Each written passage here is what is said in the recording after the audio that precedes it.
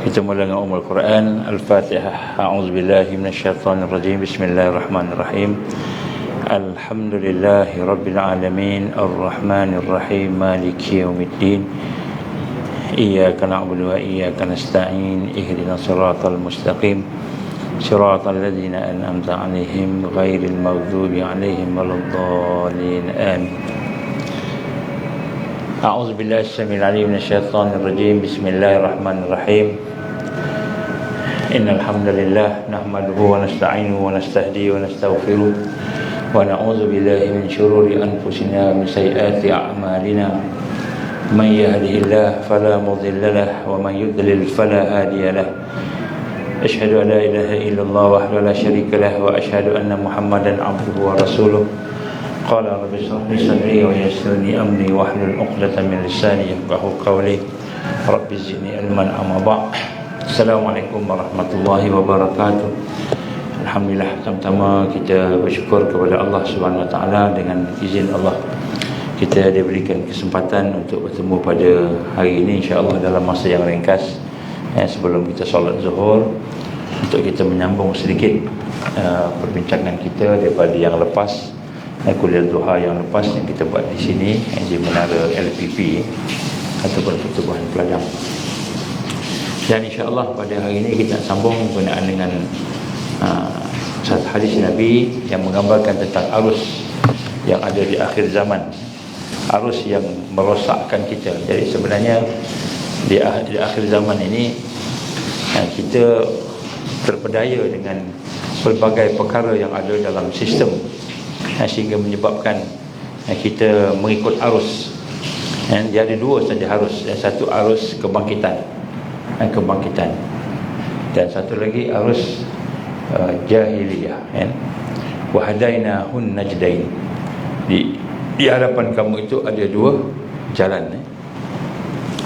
Jalan yang pertama ialah jalan al-Islam.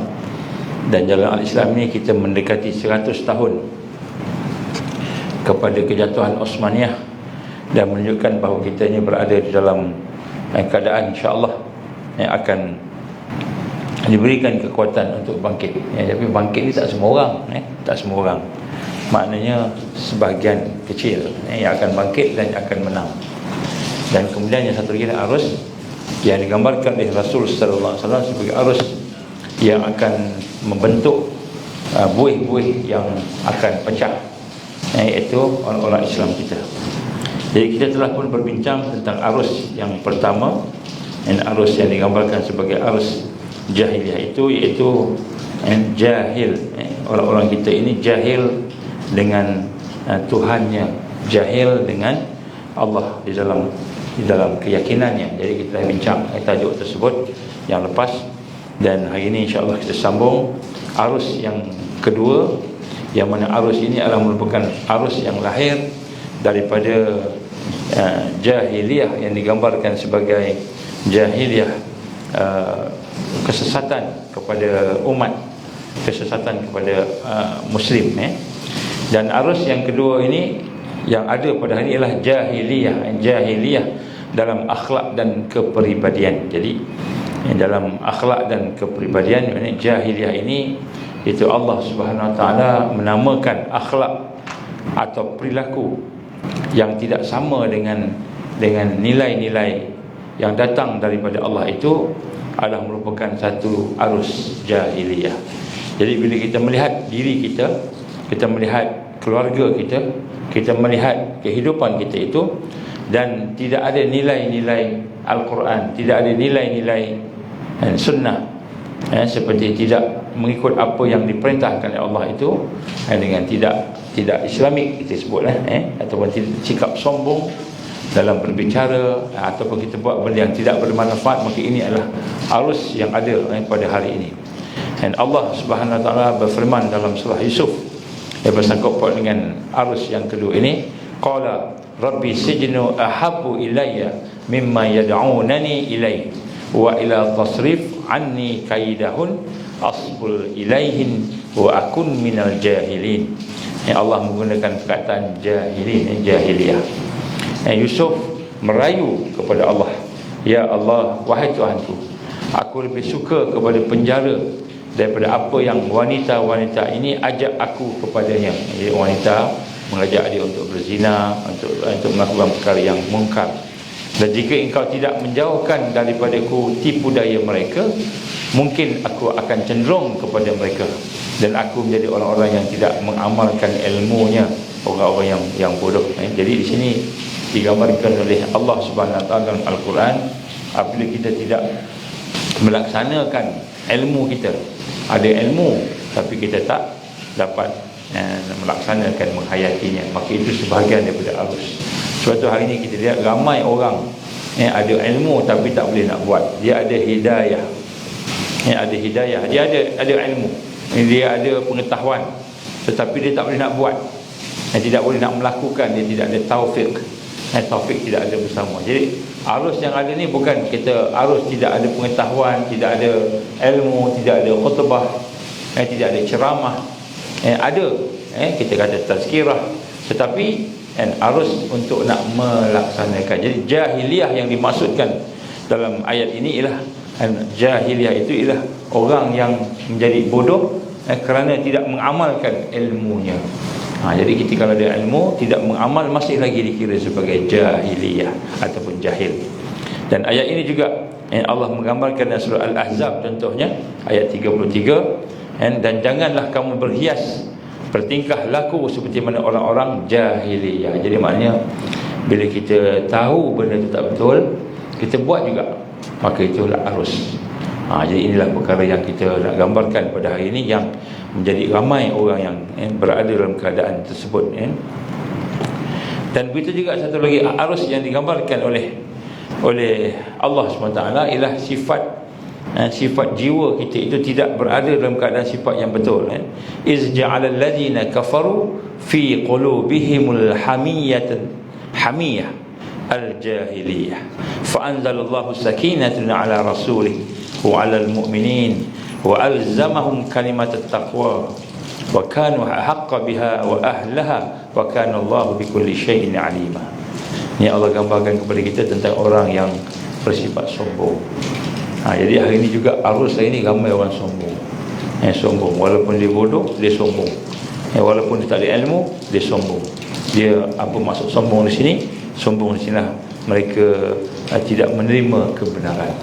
Bukan sombong ni pakaiannya cantik, pakaiannya hebat. Sombong bukan pada luaran, sombong pada hati.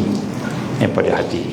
Dan ingatlah ataupun kenangkanlah ihsan Tuhan kepada kamu ketika orang-orang kafir menimbulkan perasaan sombong. Jadi orang kafir dia akan menunjukkan perasaan sombong dan angkuh yang ada dalam hati mereka. Jadi mereka ni tahu benar, tahu betul, tapi tak nak ikut. Dan perasaan sombong angkuh secara jahiliyah. Allah gambarkan sombong jahiliyah maknanya bukanlah sombong itu daripada luaran, tapi daripada hati tadi. Supaya kamu menjadi panas hati kamu, dan menjadi sedih. Jadi sombongnya mereka ni menyebabkan kita jadi marah. Jadi marah. Kadang-kadang orang tu buat salah, menyebabkan berlaku sesuatu buruk, tiba-tiba kita pula kena marah. Dia marah kita. Itu style orang putih, orang mereka ni kan, sebelum dia kena marah, dia marah kita dulu walaupun dia salah. Itu memang budaya mereka. Rupanya ni budaya jahiliyah. Budaya jahiliyah. Jadi kita ni bila hati kita merasa lebih baik daripada orang, sehingga kita marah orang yang tak salah tadi, kita cakap pada orang yang tak salah tadi, maka itu adalah merupakan suatu yang jahiliyah tadi. Dan perasaan sombong inilah yang digambarkan kepada Allah. Mereka berlaku sombong kepada orang beriman supaya orang beriman ni marah. Sebab tu kita jangan terpancing. Dia akan suruh kita marah, kan? Maka sebagai balasan kepada orang yang tidak mengikut mereka tadi itu, maka Allah akan menurunkan sakinah. Fa anzalallahu sakinatan ala rasulih wa ala al-mu'minin. Jadi Allah akan turunkan kepada orang-orang, kepada Rasulullah SAW dan kepada orang-orang beriman perasaan sakinah dan tenang. Jadi bila kita tak ikut, sombong, tak sama dengan mereka, walaupun kita ditekan dan sebagainya, tapi Allah akan turunkan sakinah. Sehingga akhirnya akan capailah ketenangan. ketenangan, dan menyebabkan kita berpegang dengan kalimah at-taqwa, kalimah at-taqwa, yang mana kalimah inilah akan menyebabkan kita berada di atas al-haq. Jadi hari ini tuan-tuan macam-macam. Sebab tu kita tengok salah satu daripada arus hari ini suka sakitkan hati orang. Suka sakitkan hati. Sebab tu lawak-lawak hari ni pun bukan lawak betul, lawak suka rendah-rendahkan orang. Lawak suka sakit, kita kata merendah-rendahkan orang, mencela orang kan. Lawak-lawak tu, jadi orang rasa ataupun dia mencela diri dia sendiri kan. Baik. Jadi inilah merupakan arus yang ada, yang memang kita menyebabkan kita akan menjadi marah daripada apa yang mereka buat. Apa yang mereka buat tu kita marah. Jadi Allah gambarkan jangan marah. Macam mana jangan marah? Kita ikat hati kita dengan Allah. Kita kena ikat dengan Allah. Hati kita kena sentiasa melihat sesuatu dengan kacamata iman. Apa dia? Sesuatu itu berlaku dengan izin Allah. Kita nak kena sabar. Sebab tu kita kena latih diri kita untuk mentauhidkan Allah dalam zatnya, dalam sifat dan af'alnya dan seterusnya, insya-Allah. Jadi akhlak buruk juga berlaku ketika berbicara. Jadi satu lagi arus yang baru ialah arus yang jahiliah ini dalam bentuk akhlak ini ialah bila kita bercakap. Tadi orang lain buat kat kita. Maknanya perkara yang menyakitkan hati ni banyak, perkara yang menyakitkan hati ni banyak sangat. Menyebabkan orang beriman tu kadang-kadang terkesan, dia sedih, dia rasa marah, akhirnya dia melawan, dia buat sesuatu yang di luar daripada amal yang soleh. Jadi kemudian akhlak yang buruk, arus juga yang ada hari ini berbicara, bercakap ataupun menaip mesej kalau kita gunakan kita kata media sosial. Jadi arus bercakap buruk, menaip perkara-perkara yang buruk, mesej fitnah, mengumpat juga arus jahiliah. Ini juga arus jahiliah yang kita nak kena rasa bahawa kita tak boleh bersama-sama. Bagaimana digambarkan dalam surah Al-Qasas ayat 55, wa idza sami'u lawa a'radu anhu wa qalu lana a'maluna wa lakum a'malukum salamun alaikum la nabtaghil jahilin. Jadi Allah gunakan perkataan jahiliyah. Ini arus. Apabila mereka mendengar perkataan yang sia-sia, kita ni hari ini kita ada berapa banyak mesej dalam WhatsApp, dalam Telegram, di dalam FB, ataupun di mana-mana sahaja mesej kita dapat. Dan apabila mereka mendengar perkataan yang sia-sia, melihat mesej-mesej yang sia-sia, mereka berpaling daripadanya. Maka orang beriman dia berpaling. Dia tak dengar pun, apalagi nak forwardkan. Dia tak langsung, dia berpaling. Banyak Allah gambarkan arus tu, arus percakapan yang bohong, percakapan yang buruk, dan fitnah, mengumpat. Banyak hari ini, banyak. Kalau kita dengar berkenaan manusia mengumpat, terus kita delete je. Sebab kalau tidak, kita akan duduk dalam arus. Kita akan duduk dalam arus. Maka mereka akan berpaling. Mereka akan berpaling, wa qalu, kemudian dia akan bercakap lana a'maluna wa lakum a'malukum. Amal kami, amal kamu, aku tak masuk campur. Kalau tengok dalam ayat ini, dia sama macam bila kita tengok tentang Allah gambarkan tentang Al-Kafirun, surah Al-Kafirun kan. Lakum dinukum waliyadin. Agama kamu, agama aku. Allah suruh potong terus. Jadi di dalam mengikuti arus kita kata bercakap bohong, bercakap mengumpat, fitnah, ataupun dalam mesej-mesej yang kita terima tu, Allah perintahkan kita supaya berpaling. Jangan dengar, jangan kita forwardkan pula, jangan kita tambah-tambah lagi minyak kat situ. Kita tambah lagi orang fitnah, kita pun tambah lagi nak bagi sedap sikit. Jadi dia kata jangan. Ini perintah Allah ni. Maka kita sebut apa? Lana a'maluna walakum a'malukum. Bagi kami amal kami, bagi kamu amal kamu. Salamun alaikum. Salamun alaikum. Selamat tinggal. La tabtaghi jahilin. Aku tak nak jumpa, aku tak nak bersama, aku tak nak ikut dengan jahiliyah. Jadi rupanya kita ni lagi banyak mesej ada Telegram, ada WhatsApp, ada FB, ada Instagram. Itu semua sumber-sumber arus jahiliah. Jadi kita kena berhati-hati. Maknanya kalau ada perkara-perkara yang lara, perkara-perkara yang fitnah, kita berpaling. Ini perintah Allah. Dan sebab itulah Allah gambarkan kita, sekiranya kita tidak berpaling, maka jahiliyah dalam bentuk akhlak begini akan membawa kesan negatif kepada kita, terutamanya di akhirat. Jadi hari ini banyak. Sebab tu media hari ini, saya ingat 90% kot atau 99% kot media dikuasai oleh musuh. Media, katalah 90%. Hanya 10% saja media yang di belakangnya ada iman dan takwa. Media ni banyak apa? TV, radio, internet. Mungkin kita kata sini 90% ada pembohongan. Malahan bila kita cek balik, banyak benda-benda yang baik-baik ni disekat. Disekat. Contohnya kalau kita buat kajian tentang herba.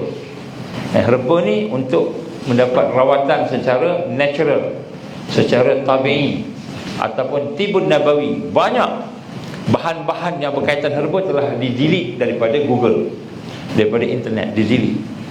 Kita nak cari-cari dah tak ada, nak cek-cek dah tak ada, nak cek dah tak ada. Banyak pembohongan-pembohongan yang berlaku daripada ubat-ubat yang dipromosikan oleh Rockefeller, medical Rockefeller ini banyak ditonjolkan. Malahan fact checker pun Bill Gates dah beli. Fact checker ni apa bahasa Melayu? Fact ni fakta, checker ni pemeriksaan, pengecekan. Kita nak cek fakta dalam Google ni pun banyak telah dibeli oleh kita kata Bill Gates, dan akhirnya mereka telah menipu banyak. Bila kita buat kajian banyak, sebab tu kita kena berhati-hati.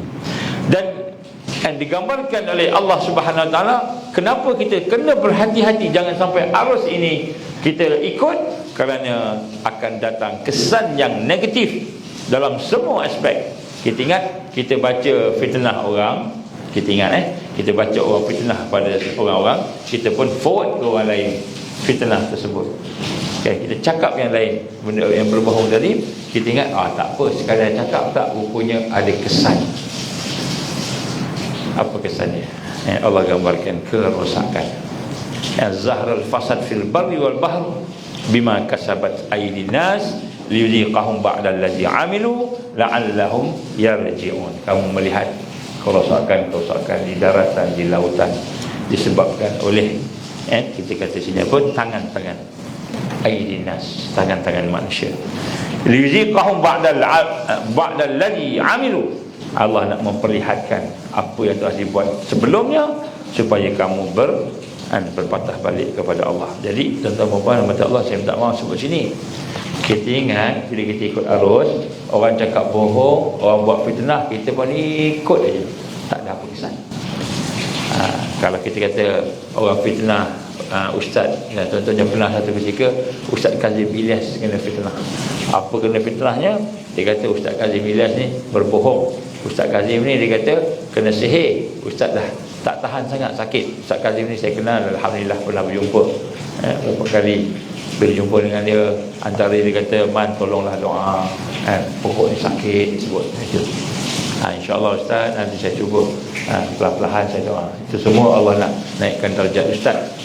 Tiba-tiba keluar pula dalam media sosial, Ustaz Kazim berbohong lah, Ustaz Kazim nak cari perhatian lah, nak cari dana lah, macam-macam keluar fitnah kepada Ustaz Kazim tadi. Jadi lepas tu akhirnya ada pula yang tahu minyak lagi. Oh, aku tahu dia siapa, gini.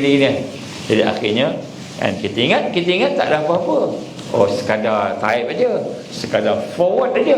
Tapi Allah gambarkan akan berlaku kerosakan. Kerosakan itu sama ada pada kita sendiri, keluarga kita, ataupun kepada muka bumi ini, di daratan dan di lautan. Setiap kejahatan yang kita lakukan mengikut arus yang ada pada arus jahiliah tadi akan menyebabkan seseorang itu menjadi rosak. Zaharal fasad. Kamu akan melihat kerosakan pada daratan dan di lautan, kena lautan sebab tangan-tangan kamu. Jadi sebab tuan-tuan dan puan, kita kena faham. Yang pertama, jahiliah dari sudut akhlak ini, segala perkara-perkara yang berlaku dalam hidup kita ni, kalau tidak sama dengan nilai-nilai Al-Quran dan Sunnah, akan ada kesan buruk. Akan ada kesan buruk. Kita ingat, kita pergi surau kan, pergi surau kan, ataupun masjid kan, tengok kasut cantik, kita pun ambil, kita curi kasut orang kan, tak ada apa-apa kan. Rupanya ada kesan buruk. Setiap satu ada kesan buruk. Paling kurang Allah hukum kita tidak mendapat nikmat yang sepatutnya kita dapat. Paling kurang, maknanya sepatutnya kita boleh dapat rezeki yang banyak, Allah tarik rezeki kita. Sepatutnya kita boleh solat khusyuk, Allah tarik khusyuk kita. Sepatutnya kita boleh baca Quran, menikmati baca Quran, boleh nikmat baca Quran, Allah tarik baca Quran, tak rasa apa-apa. Zikir tak rasa apa-apa, sembahyang tak rasa. Kenapa? Rupanya kita banyak dosa di dalam media sosial. Kita ingat tak apa, rupanya ada kesan. Macam mana kita tahu ni? Allah sebut dalam Quran, Allah akan bagi paling kurang atas sikit kan. Allah SWT akan bukan saja menarik nikmat tadi, Allah akan memberikan kita balasan di dunia ni. Tiba-tiba accident kan, ataupun tiba-tiba kita tengok, kita perhati balik anak kita pula. Kadang Allah tak bagi kat kita, Allah bagi kat anak kita, menyebabkan kita susah. Anak sakit, anak sakit. Jadi sebab tu kadang-kadang bila berlaku kesusahan ni, kita jangan salahkan Allah, jangan salahkan orang lain, jangan salahkan sekitar kita. Tengok balik dosa kita. Sebab dosa tu salah satu pintu untuk mendapatkan balak daripada Allah. Jadi sebab tu arus jahiliah yang ada pada hari ini, kita jangan ikut dia. Kita jangan follow. Bila sebut bahagian akhlak tadi, terutamanya pakaian, mula-mula tadi kita sebut pasal berpakaian, contohnya pakaian, jaga akhlak. Apa maksud berpakaian? Kita pakai ikut sunnah. Apa sunnah ni? Tutup aurat. Kita pakai pakaian yang kemas, yang tidak menyebabkan fitnah. Contohlah insya-Allah. Dan begitu juga kita sebut sini sombong. Kita tengok arus yang ada pada hari ini, arus sombong. Masing-masing mahu mengejar dengan ketinggian dunia. Itu juga merupakan arus yang tak elok. Ini arus jahiliah, sombong. Dan orang sombong ni dia akan menyakitkan hati orang-orang yang beriman. Sebab tu kalau ada orang lah pangkatnya lebih sikit, gajinya lebih sikit, statusnya lebih sikit daripada kita, ataupun mungkin dia ni ada keturunan yang elok sikit daripada kita, maka dia berlaku sombong pada kita. Dia menyakitkan hati kita. Kita ni nampak macam golongan yang tak ada apa-apa lah macam itu. Jangan kita termakan dengan kesombongan dia. Ini Allah sebut ni. Sebab memang arus jahiliah dia sombong. Istikbara ni, dengan sebab kesombongan mereka. Jadi Allah menggambarkan kita akan berdepan dengan kesombongan kufar. Saya yang bawa pasukan menang. Saya yang kalau tak ada saya ni, masjid ni, surau ni tak ada ni. Sombong. Kan, masa pemilihan jawatankuasa. Ini bukan kat sini lah, tempat lain tuan-tuan. Ada sebuah tempat kat Shah Alam pernah bertumbuk nak pilih jawatankuasa masjid. Baling kursi nak pilih jawatankuasa masjid. Saya pun tak tahu apa kebaikan jawatankuasa masjid kan. Rupanya duitnya banyak, duit dana, duit tu banyak. Ada satu masjid, satu surau kadang-kadang di Selangor ni sampai 4 juta dalam dia punya tabung dia. 4 juta, 5 juta. Jadi siapa yang tak nak jadi jawatankuasa? Berebut. Ada yang sampai peringkat berbaling kursi, ada yang hampir bertumbuk. Tak puas hati, dia tak terpilih kan. Lepas tu yang lama-lama pula sebut kan, kalau tak kerana aku ni dulu mulakan kan masjid ni, hidupkan masjid ni, kau semua ni tak ada. Dia ngungkit pula dia punya jasa dia. Ngungkit jasa dia termasuk dalam sum'ah, masuk dalam perkara yang akan membatalkan amal kita. Jangan kita ungkit amal kita. Kita ungkit amal kita, Allah tak pandang pada amal kita. Sebab Allah bagi nikmat lebih banyak daripada apa yang kita buat. Itu perkara yang kita kena rasa. Jadi arus jahiliah ini arus orang yang berakhlak buruk. Jadi kalau dia buat benda tak elok kat kita, jangan terpancing nak marah dia, nak pukul dia, nak dendam dia, nak dengki dia. Jangan terpancing. Kemudian bila dia mengajak kita pula join dia, bercakap benda yang fitnah, bercakap benda yang ngumpat, benda-benda yang dosa tadi, maka kita kata jangan ikut. Allah suruh berpaling. Amal aku amal kau berpaling. Ini perintah Allah. Jadi ini arus. Kalau tidak kita akan kena. Yang ketiga, arus jahiliah yang sebenarnya menguasai kita ini adalah jahiliyah dari sudut sistem dan hukum. Dari sudut sistem dan hukum. Ini adalah masalah hukum dan hukum Allah. Sebab itu seorang yang beriman, bila kata dia beriman pada Allah, maka dia mesti terima apa yang ada dalam Quran 100%. Afatu'minuna bi ba'dil kitab wa takfuruna bi ba'd. Allah tanya, apakah kamu beriman dengan sebahagian daripada kitab dan kamu kufur, tak terima sebahagian daripada kitab? Allah tanya kita.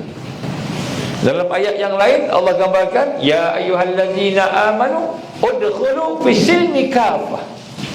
Wahai orang beriman, masuklah kamu dalam Islam secara semua, menyeluruh. Wala tattabi'u khutuwati syaitan. Kamu ikut jejak langkah syaitan, jangan. Allah kata, jangan ikut jejak langkah syaitan. Innahu lakum adu mubin. Sesungguhnya itulah musuh.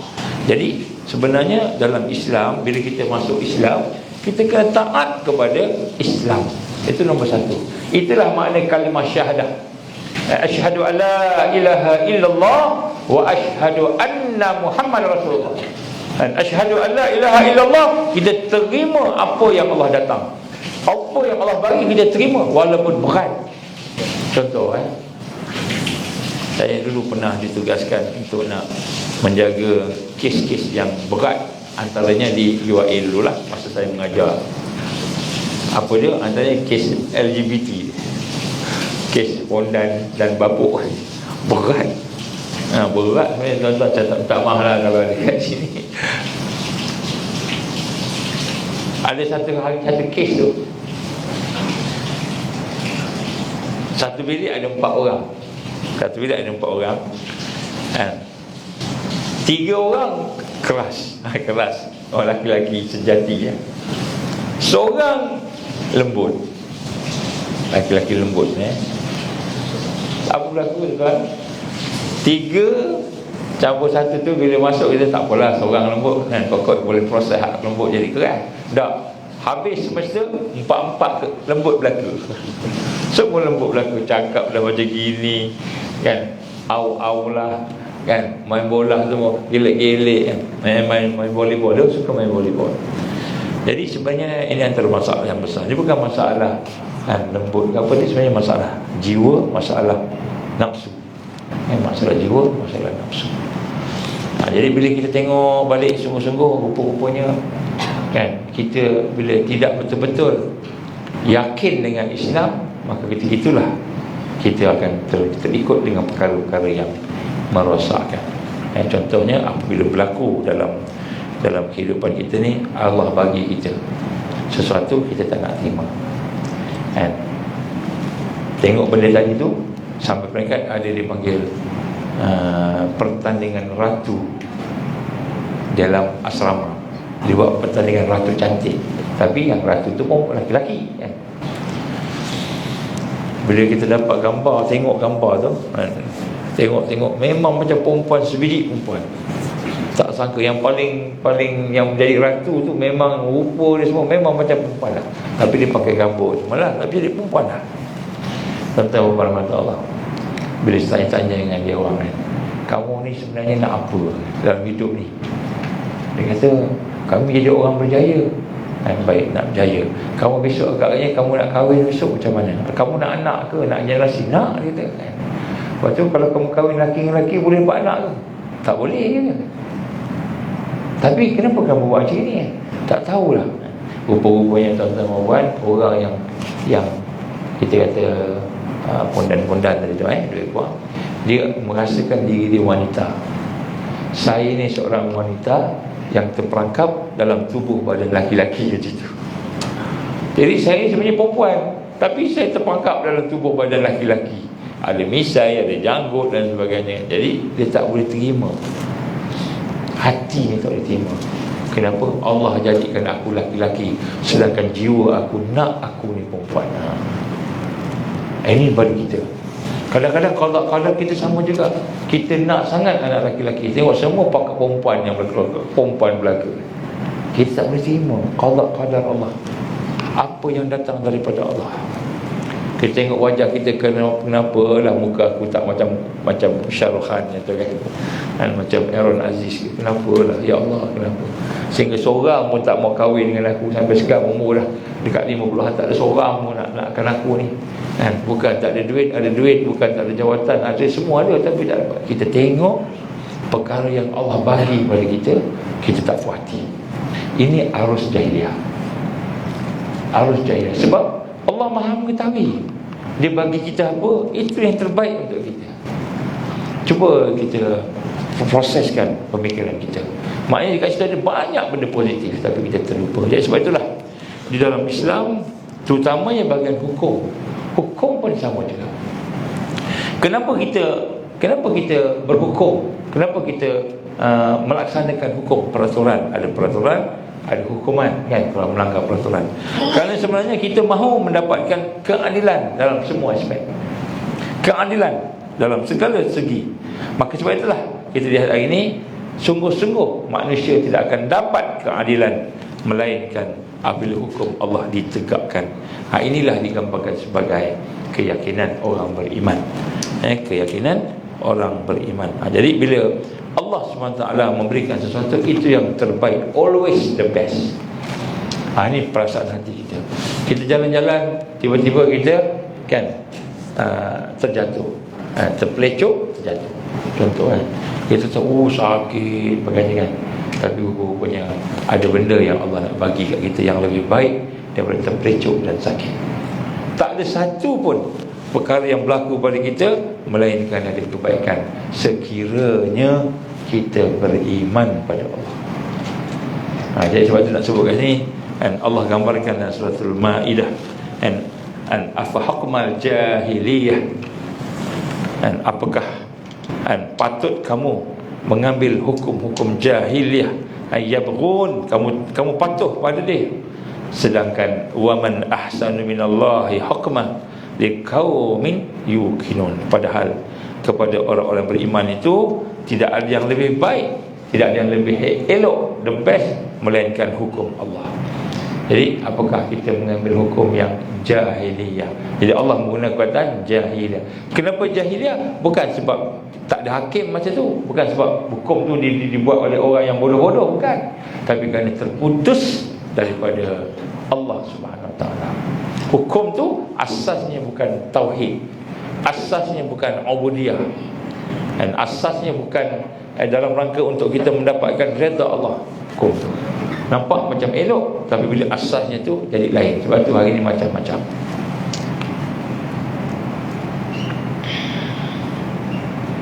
Tuan-tuan, saya sebenarnya nak cerita sikit lah. Ini semua orang Islam macam ni kan. Saya mendapat tahu banyak benda sikit dari kajian. Ada satu perhimpunan perjumpaan, bukan perhimpunan perjumpaan, di London tahun 1980-an. Dalam perjumpaan itu ada wakil-wakil bangsa Cina yang musuh Islam, Kalau kita tengok Cina ni, tak semua yang tak baik. Yang tak baik ni yang nak menegakkan negara dia ataupun ideologi dia, komunis dan sebagainya yang ada pada dia itu, dengan senjata. Jadi pada tahun 1948 apabila Persekutuan Tanah Melayu dibentuk, maka mereka kecewa. Sebab British memang tak mau dengan komunis. British musuh dia komunis. Ini sebenarnya mereka buat Barat dengan Timur, komunis dengan kapitalis. Jadi akhirnya dipendekkan cerita, berlakulah macam-macam. Mereka pun tukar daripada baju perang kepada baju putih. Baju putih maknanya baju politik. Dipendekkan cerita, salah satu dari perbincangan yang mereka buat ketika di London itu, dia kata kita mesti memberi rasuah kepada pemimpin-pemimpin Melayu dan Islam daripada zaman 80-an. Maka bajet dibagi oleh kerajaan Cina untuk buat itu. Sebab itu kita lihat kan, kita ada kuasa, orang Melayu, orang Islam, ada kuasa. Kita pegang projek. Perdana Menteri dia yang boleh nak arahkan projek ni, projek MOF kan, semua orang Islam kita pegang. MOF ni sama ada menteri kewangan tu orang Melayu ataupun Perdana Menteri sendiri. Tetapi projek-projek itu diberikan kepada pemimpin-pemimpin Melayu dan Islam tadi. Mereka gunakan projek itu untuk mendapat keuntungan yang dekat, supaya boleh bayar kroni dan sebagainya. Akhirnya projek itu diberikan kepada bangsa yang nak menguasai negara kita. Cuba kita tengok, sebelum 80-an Cina dan Melayu sama ekonomi. Lepas 80-an naik tu, naik tu, maknanya dia lebih hebat lah daripada kita. Walaupun yang pegang kewangan negara orang Melayu, orang Islam, kewangan negara ni kita kata Baitul Mal lah, menteri kewangan kita. Tapi kenapa yang nampak maju orang tu, yang nampak hebat orang tu? Kerana mereka fokus pada develop kan, kita fokus kepada dapat untung cepat atas angin. Projek 1 bilion 1 bilion Cina datang bagi kat saya lah, saya bagi pada kamu 10 juta. Bagi 10 juta on the table. Jadi aku tak payah fikir, aku tak payah buat apa-apa, dapat 10 juta. Okey, 10 juta dapat. Projek ni 1 bilion. 10 juta dengan 1 bilion ni berapa sen sangat kalau kita compare kan. Ini yang berlaku, tuan-tuan. Dan mereka merancang bukan setakat bagi rasuah, mereka juga merancang untuk kenakan orang yang dirasuah. Sebab tu hari ini kita melihat bila tertubuhnya SPRM, maka kita lihat siapa yang kena daripada SPRM ni ialah orang-orang pemimpin Melayu dan Islam. Siapa yang bagi maklumat? Orang-orang yang memberi rasuah, orang-orang yang merancang tadi. Orang-orang ni semua yang tak tahu siapa. Tuan-tuan, ini salah satu. Dan sebab itu tuan-tuan mata Allah Ta'ala, saya bukan nak sebut berkenaan apa, nak sebut bagaimana perancangan mereka. Ini hukum yang ada, ini sistem yang ada, menyebabkan kita lamar. Padahal negara kita ni kita dah pimpin dah, tapi hari ni kelam kabut lah, kelam kabut sangat. Tanyalah dengan mana-mana ahli politik sekarang, semua dalam keadaan rasa kelam kabut. Tak kira lah parti apa, pening kepala. Kita pun pening kepala juga, sebab kita tengok macam mana ni kan. Baik, jadi sebab itulah arus pada hari ini ialah arus menolak hukum Allah. Arus menolak hukum Allah, menolak apa yang Allah perintah. Itu arus. Dan kita hari ini, bila kita redha dengan apa yang ada pada hari ini, maka sudah tentulah kita tidak akan dapat sampai kepada kebangkitan. Tak akan sampai kepada kebangkitan. Sedangkan arus yang dibawa oleh Islam itu adalah adil. Pernah satu ketika sahabat-sahabat bertanya kepada Rasulullah sallallahu alaihi wasallam tentang ada orang yang buat pelanggaran hukum, terdiri daripada orang-orang yang besar-besar dalam Islam. Maka apa kata Nabi sallallahu alaihi wasallam? Seandainya anak aku Fatimah mencuri, akan aku potong tangannya. Dia tidak ada kroni, tak ada kroni. Pada satu ketika yang lain, Ali bin Abi Talib pernah bawa satu kes ke pengadilan seorang Yahudi yang mencuri baju besinya. Ada Yahudi curi baju besi Sayyidina Ali, baju perang. Maka ketika itu ialah Khalifah Umar bin Khattab. Khalifah Umar bin Khattab radhiyallahu an. Apa kata Umar? Umar kata, engkau tak ada bukti ini baju engkau. Walaupun dia tahu tak dapat nak buktikan, maka dia bebaskan Yahudi tadi. Jadi maknanya nak sebut kat sini, kan, dalam Islam dia bersifat adil. Jadi sebab itulah yang dimaksud dengan jahiliyah itu ialah mereka yang mengikut arus hukum-hukum manusia tanpa diikat dengan iman dan Islam. Ada juga hukum-hukum yang manusia buat ni okey kan, contohnya apa, traffic light contohnya kan, kenalah ada merah, hijau, kuning kan. Itu tak ada masalah nak ikut kan. Itu tak ada masalah kerana dia bersangkut dengan kan, kita kata peraturan-peraturan yang melibatkan fizikal sahaja. Sama-sama setuju, sama-sama ini peraturan melibatkan hukum Allah. Jadi sebab tu hari ini kita lihat, inilah digambarkan jahiliyah, mereka yang tak boleh nak bezakan al-haq dan batil. Batil mana, hak mana. Dan Allah gambarkan dalam apa masalah, apa dia punya kesannya yang bahaya kalau kita tidak benar-benar membina kekuatan hukum Allah tadi. Allah gambarkan waman lam yahkum bima anzalallah faulaika humul kafirun. Dan siapa-siapa yang tidak berhukum dengan apa yang telah diturunkan oleh Allah, kerana dia ingkar pada itu, maka itulah orang-orang yang kafir. Jadi arus hari ini ada 3 benda. Yang pertama akidah, yang kedua syariat, yang ketiga akhlak.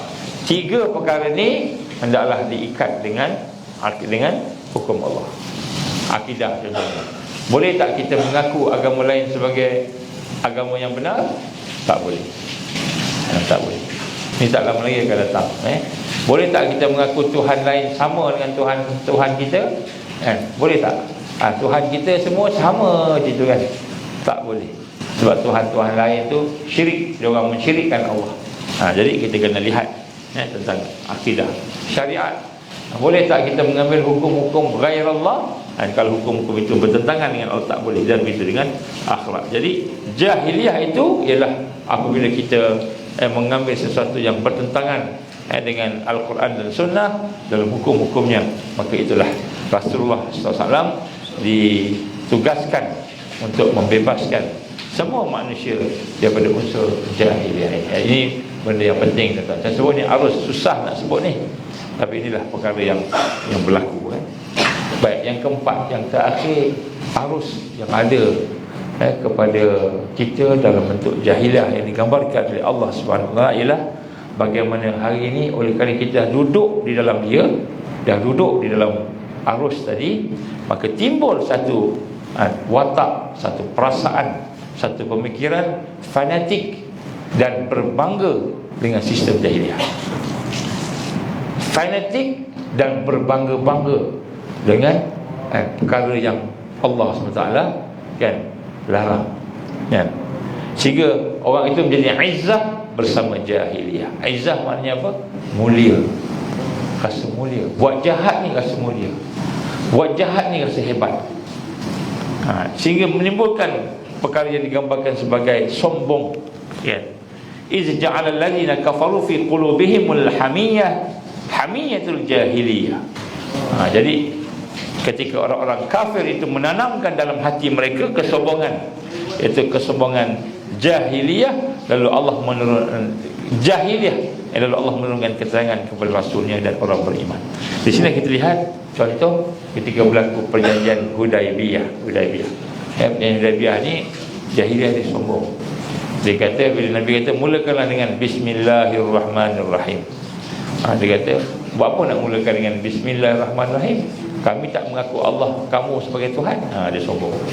Dan Ar-Rahman Ar-Rahim, sombong. Jadi apa yang berlaku di sini, kita perlu bersabar dan kita perlu memerhati hati kita supaya hati kita tidak mengikuti kaum musyrikin yang ada, yang dipenuhkan dengan kesombongan dan fanatik. So kita tak boleh fanatik dengan apa yang ada. Kalau benda tu benda yang bukan daripada Islam, kita jangan rasa benda tu mulia. Tak boleh. Inilah perkara yang menjadi arus pada hari. Sebab itulah kenapa orang ramai terikut, kerana orang semua pakat ikut, pakat buat, semua pun buat. Sedangkan itu adalah merupakan arus yang dibentuk oleh Al-Masih Dajjal. Jadi ini perkara yang sedang berlaku. Tuan-tuan, kepada Allah, kita tengok contohnya apa yang berlaku sekarang ini Apabila mereka mahu, antaranya ialah menyatu padukan agama-agama dengan kaedah yang berbagai. Jadi disebut one world religion. Jadi daripada apa yang telah berlaku hari ini, mereka akan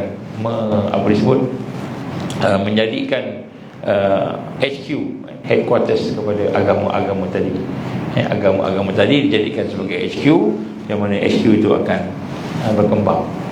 Di sinilah kita lihat, kita akan melihat orang akan merasa izah dengan merasa mulia dengan perkara-perkara yang telah mereka bawa tadi itu. Jadi sehingga hari ini, sebab tu kita tengok anak-anak muda kita ataupun orang-orang anak-anak kita ni rasa mulia dengan nilai-nilai yang ada kepada mereka, insya-Allah. Jadi itu 4 perkara, insya-Allah, yang saya hari ini 3 saya cuba rangkumkan di dalam arus, yang mana sekiranya kita terikat dengan arus ini, maka kita tidak akan dapat bangkit bersama Al-Mahdiyin. Tak akan dapat bangkit.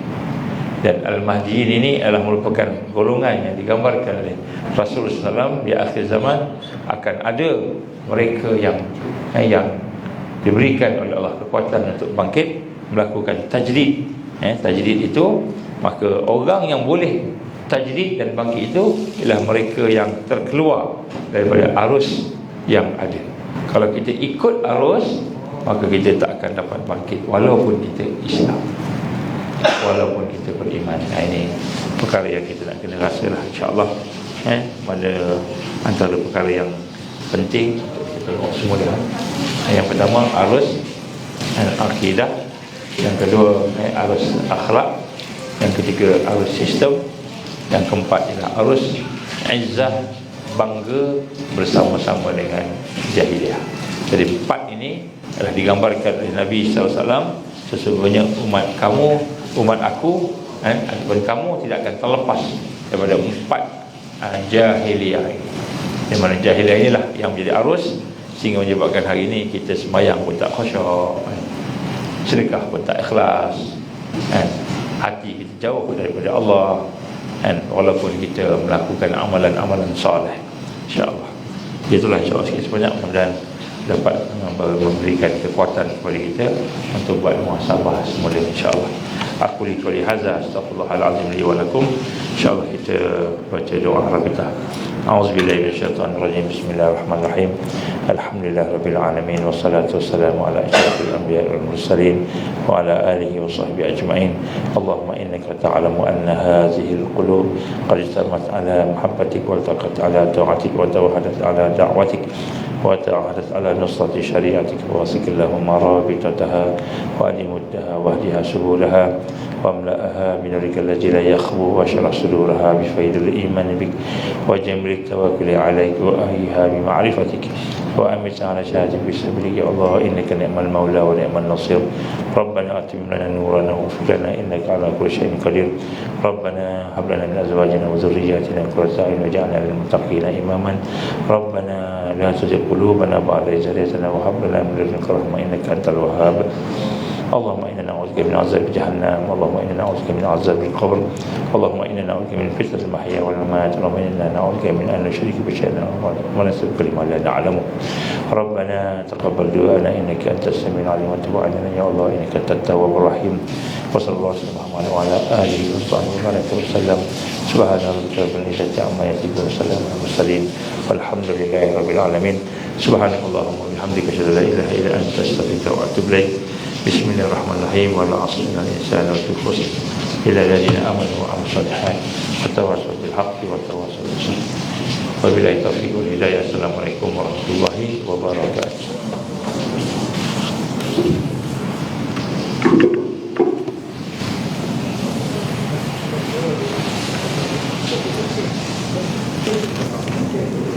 Thank you.